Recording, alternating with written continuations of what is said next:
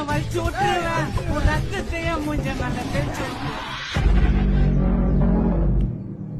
Ali.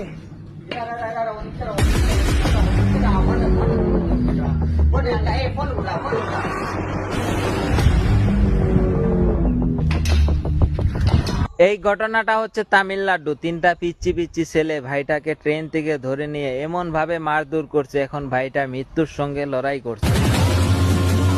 আমি ওই ভাইটার বিষয়ে কথা বলতে আসিনি, যে ভাইটা পিচ্চি পিচ্চি ছেলেদের হাত থেকে নিজের জান রক্ষা করতে পারে না।